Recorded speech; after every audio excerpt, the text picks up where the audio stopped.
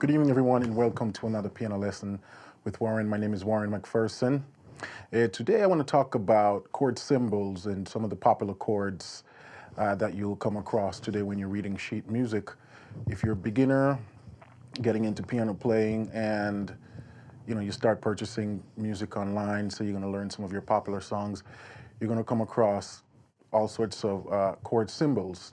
And it's important to know what those means and how to interpret them on the piano. So in today's lesson, I want to go through about 24 of these popular chords that you'll come across. Some of them might be a little advanced for you if you're new. And if you're intermediate advanced players, you'll most likely see some of these chords before. So I am going to go through that today and show you what those symbols mean and how to play them on the piano. Okay, so the first one is just, I'm going to use C for all my examples because, it's easy to see everything in C as a beginner. But the same concept applies to whatever chord or whatever key you're playing in. The first one I'm using is just a C. This symbol is represented by just a straight C, usually capitalized. And that's it. If you're playing G major, it's the same way it's going to be represented. B major, just a straight B. So if it's just the letters with nothing following it, then it is saying that the chord is major and no addition to it. Then you go a little further and you'll see a C with a little M. That stands for C minor, or sometimes will be a C with a little a hyphen, a little dash after the C, and that tells you that the chord is just minor. Whether it's a G or an F or an A, that's how you'll see it. The letter followed by a little M, common M, or a little hyphen. Moving along down the chain, you have the C diminished.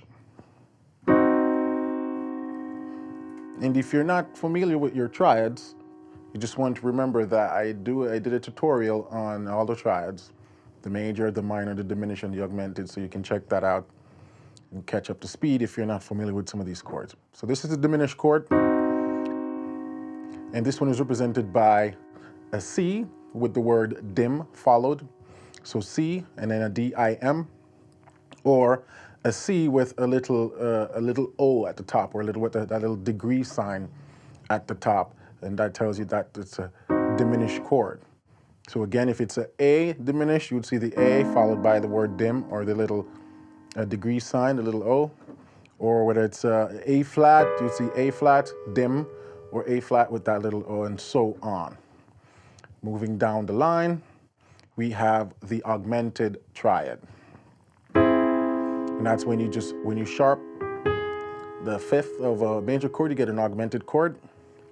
And that's represented by either the word C with A-U-G in bracket, shortened for augmented, or you'll see a C and a plus, or a plus sign. It tells you that the chord is augmented. So the D augmented, you'll see the D with the plus. F sharp augmented, you'll see F sharp with the plus. And the C sus2, or it's a C chord without any third, and they add the ninth, or the 2. And you'd see a C followed by a 2. When you see that chord, that's how you play it. If it's a G2, if it's a F2, so it's just basically taking the triad, get rid of the third, and play the second note up from the root. And this is a popular chord used in a lot of contemporary rock, contemporary Christian.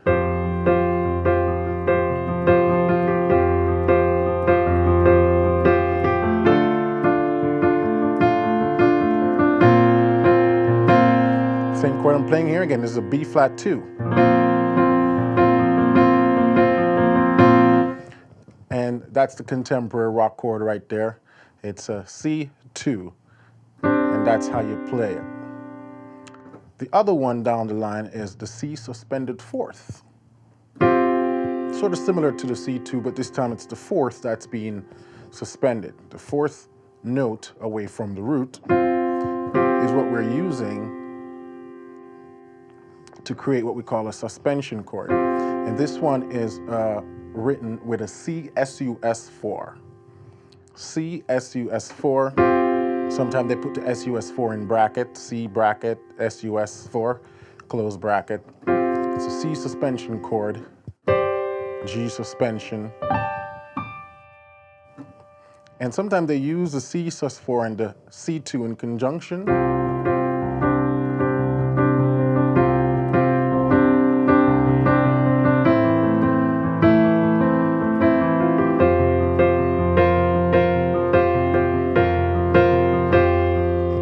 And that is the C suspended 4. Going down the line now, you will see they use the C with a /G sometimes. You see a C/G. And what that means is play a C chord with a G bass. And that chord is typically, they use that chord just before they play a 5 chord. So you're in the key of C,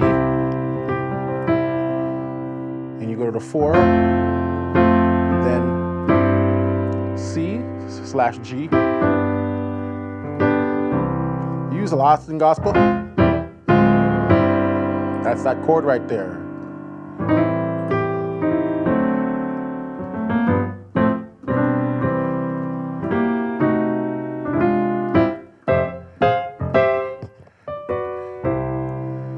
You know,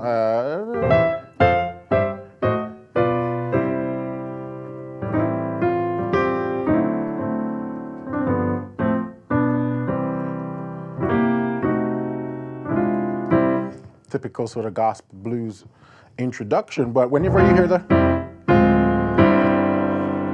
that chord right there is a C/G. And it doesn't have to be a C/G or a 1 with a 5 bass. It could be anything else. You can have a A minor, A/G. You know, sometimes if you're doing a walk down,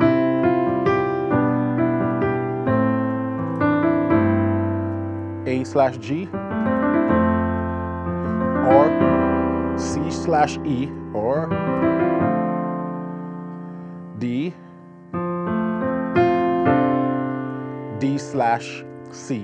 So you can have all sorts of letters / another letter. Just know that the first letter represents the chord and the second letter represents what's in the bass. Okay, moving down the line, we have the Cadd9. And the Cadd9, just take a regular C chord and just throw the 9th in there, or the second note up from the root. It's the same thing, because the 9th interval away from the root, 9th interval away from the root give you the 9th, but you can also play it right there. Now this chord is a very important chord because as a beginner, once you get used to playing your triads, you want to start experimenting with the 9th. You can literally put a 9th in almost every chord you play. You know, so you get used to this kind of stuff. See again, the 9th.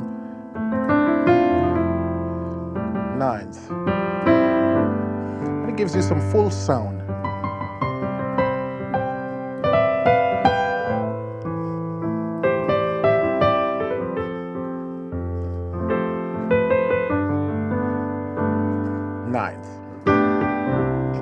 And so for me, for example, I put 9ths in everything that I play, unless it just really clashes with the melody or just changes the feel of the song.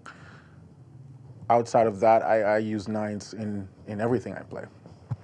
So going down the line now, we have the C6. Oh, by the way, the Cadd9, the symbol for that one is the C and the word add, A-D-D, and then 9. And the reason why they put the word Cadd9 because it's different from the C9, which I'm going to show you in a bit. Well, let's take a look at the C6. Basically, it's just the C chord and add the 6th note from the root. And you got a C6. You know, sometimes it might end the song with a C6.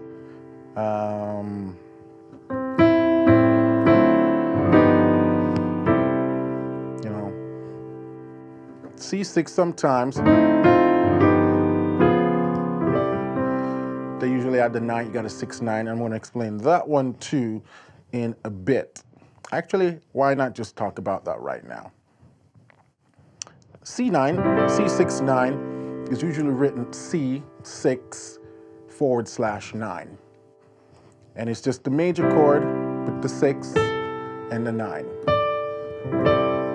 And you can voice that chord any type of way. You know, you can play it like that. I like it like that because it accentuates that 9th.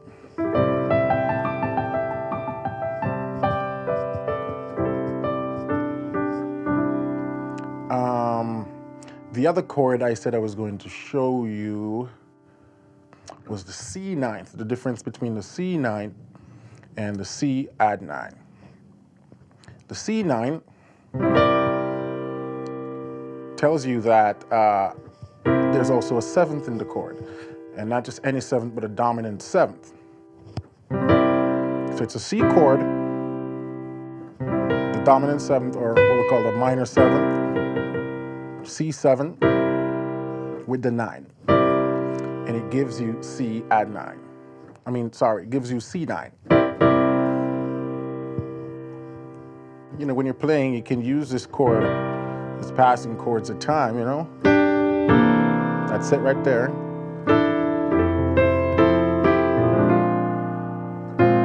C9.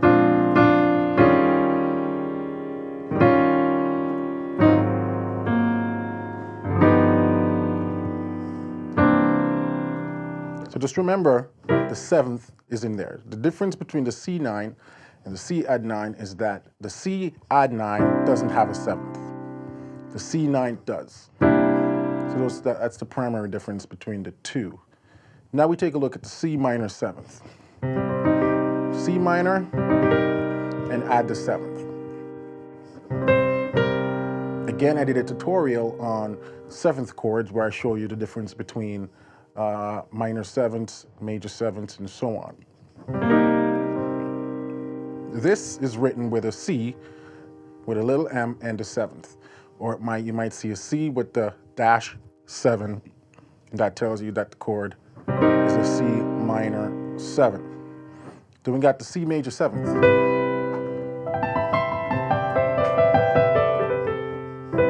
The C major 7th, just the C chord with the 7th. And this time, this 7th belongs to the key. Half step away from the root, step down, you get the C major 7th. This one is written C, M, A, J, and 7. Sometimes you'll also see this written with a C triangle and the 7th. It's still the same thing. They're saying it's a C major 7th chord. Then you got the C 7th, or what we call the C dominant 7th. Major chord and the 7th flatted. So the difference between the major 7th and the dominant 7th, it's just the flatted 7th gives you the dominant 7th, and the regular 7th that belongs to the key gives you the major 7th. Now we take a look at the C diminished 7th.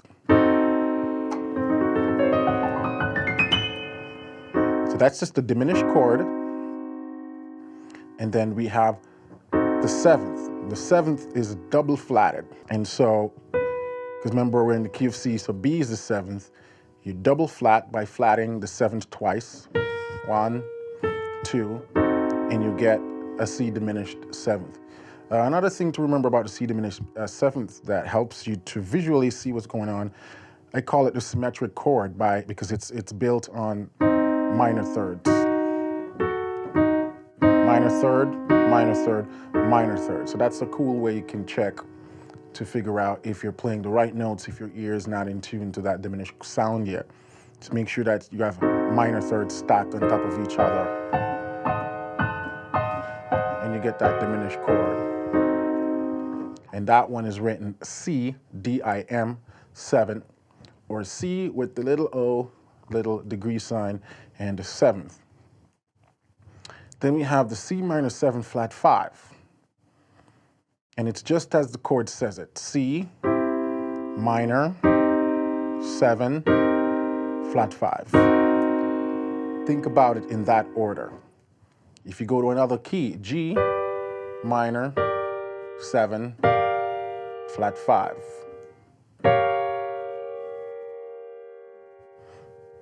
And just remember that when you're talking about 7th, unless they refer to the 7th as M-A-J, it is not a major 7th. You assume it's the flatted 7th. And that's in general. Like, for example, if I play a minor chord and I want this 7th, that chord would be written C-M-A-J, C-M for minor, and then most likely in bracket M-A-J 7. And this is a C minor major 7. Very odd sounding chord, but it's used, especially in jazz, a lot. So when we go back to the C minor 7 flat 5, C minor 7 flat 5. And this chord would be written as a C, little m, 7, and in bracket flat 5. Also, this chord is referred to as the C half diminished 7th. And that would be a C with the little O and the slash through the O and the 7th. And C half diminished 7th. It's mostly referred to that in the classical setting, more in the jazz, pop, R&B, funk setting. We refer to that chord as the C minor 7 flat 5. But inherently, they're talking about the same chord, just different terminologies. Going down the line, we have the C augmented 7th. And we talk about the augmented chord above. So it's just taking a C augmented chord and throwing that 7th on top of it, and you get the C augmented 7th. This one is written as the C plus 7, or C AUG, and the 7. Then we have the C9, we talk about that one.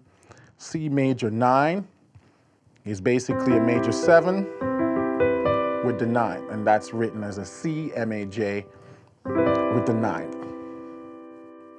And now you have the C 11th as we go down the line.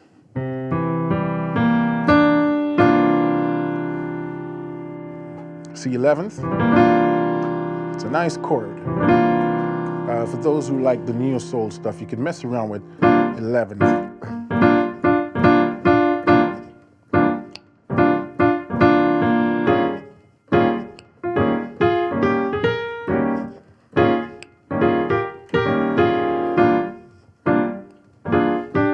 If you want sort of like a dirty neo soul, funky vibe, just messing around with those 11th chords.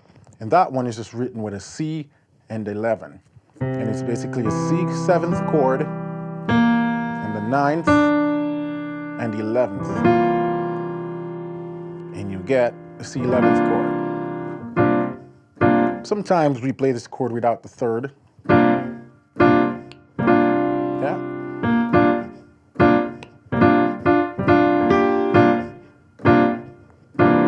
Whichever sound you like. Then you have the C major 11th, C major sharp 11th, or C major 7th sharp 11th. Generally, when we play a major 7th or a major 9th and we want to add 11th, we make that 11th sharp because it just sounds better. It also gets rid of this diminished triad at the top right there. Yeah? Yeah, it's not a pretty sounding chord, but when you sharp that 11th, you get some cool sound. Again, for the neo folks neo soul guys,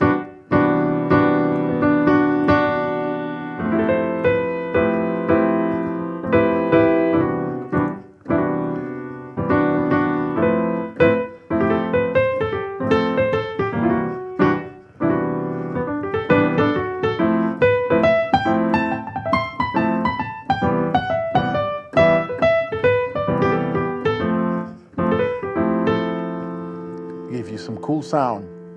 And that's the C major 7 sharp 11th. And I want to explain a quick thing about once you get into 5-note chords or chords that exceeds the 7th. The 7th, either the major 7th or the dominant 7th, it's like the bridge that takes you over into the extensions. Once we get into 9ths and 11ths and 13ths and sharp 11ths and so on, those are considered extensions, extension on the triad or on the 7th. And so you might see a chord written like when you see C 11th. It doesn't say C7 at 11, it just says C11. It's assumed that the 7th is in that chord because the 7th is the bridge that takes you over into those extensions. And so most of these chords will have 7th, if not all of them. For the exception of the C add 9, it doesn't have a 7th or anything else in it. You're just saying just add that 9. But for all the other chords, C9, C major 9, C 11th, C sharp 11th, all of them will have the 7th. Let's take a look at the C altered chord or the C7 alt. The word alt, A-L-T, is a shortening for altered. So you can get chords like that.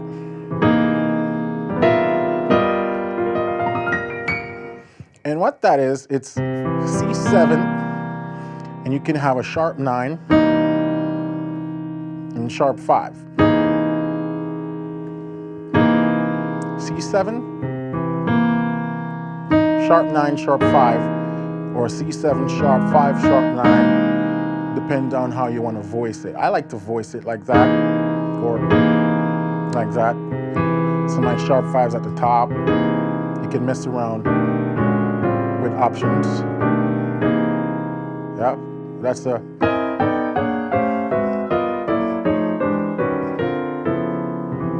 When you hear sounds like that, they're using that C altered chord.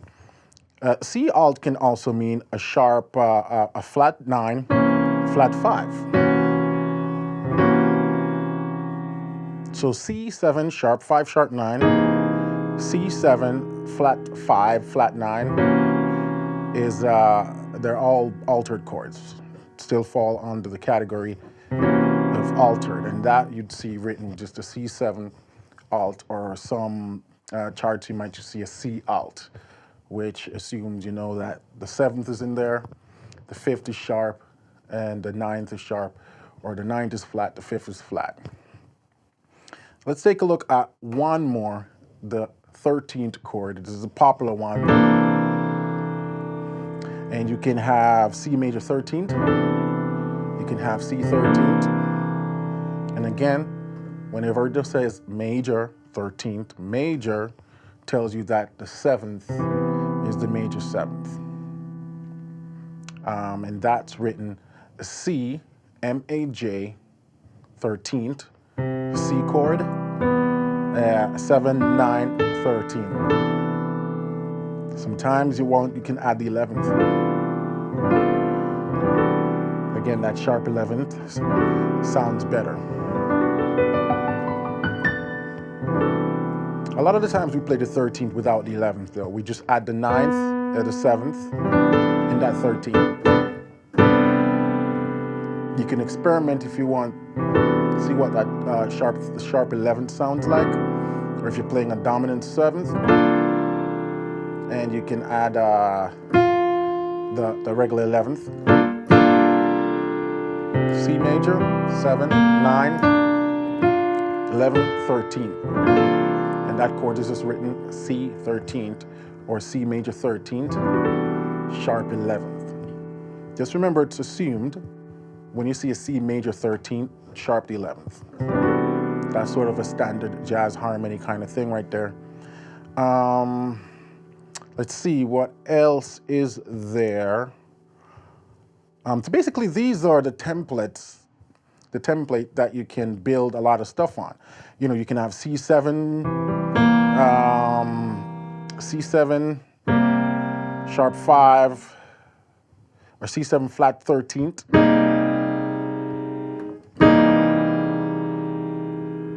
And look, take a look at this chord. I have a C major, I have a 7 here, so I have the C7, I have a sharp 5.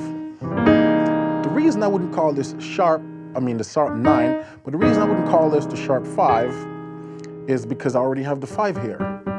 So I got to call it the flat 13th. If I take out the 5, then it just becomes a C altered chord. If I add the 5, you would write C13, you know, so just little nuances in theory like that.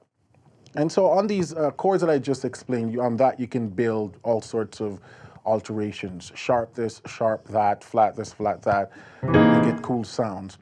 But those are the sort of popular chords you'll come across once you start reading sheet music and start experimenting with neo soul and jazz.